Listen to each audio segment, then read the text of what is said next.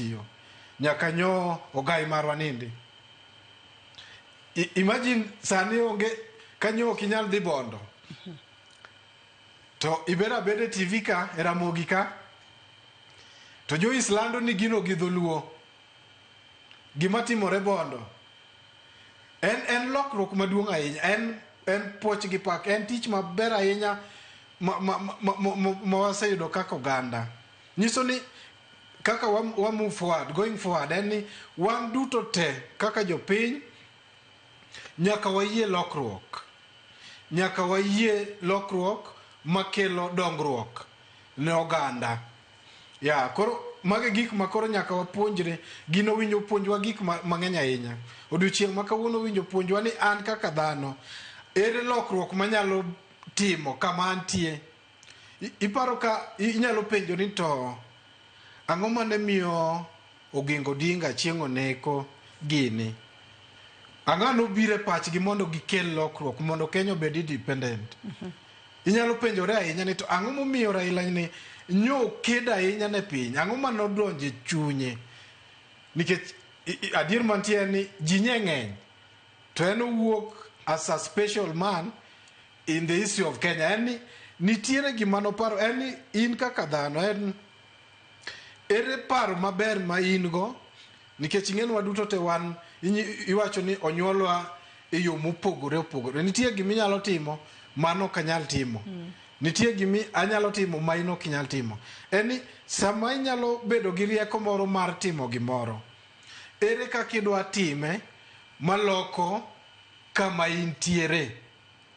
Raila kanyo Nyasaye omiyo wa piny Kenya ka en gima nyo nyalo timo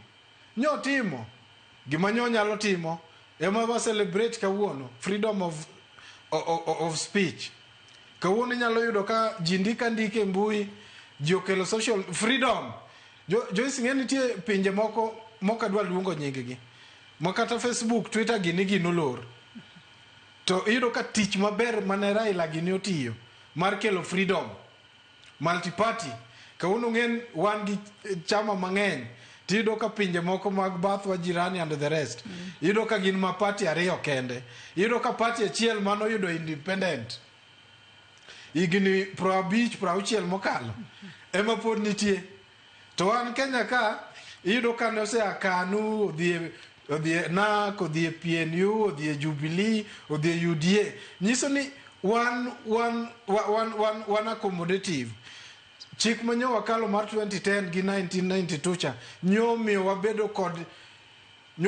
kod lokruok mang'eny ahinya inola e yore duto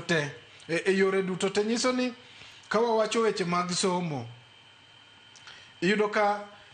gima ne Oginga Odinga gine otimo kawuono kanyo iko Raila neno university Jaramogi mago tije mabeyo manotim 60 years ago 63 years ago tije mabeyo kanyidhi Kisumo ineno international airport kucho mararieya tich mane ber gima ne ng'ato achiel oparo obeda piny to paro to wacho ni mae makoro nyaka make sure notimore tich maber en gima wan kaka oganda mane momiwinjo ka wayiere waduto ni to ang'o maber minyalo timo manyalo kelo lokruok going forward gima inyalo timo maber ema kawuono odiochieng' ni puonjwa ni owinjo wa focus on ok owinjo wa focus on gik maricho odiochieng' ni puonjwa ni in bende inyalo dhiali ok ochuno ni en kawuono but kiny kata orucha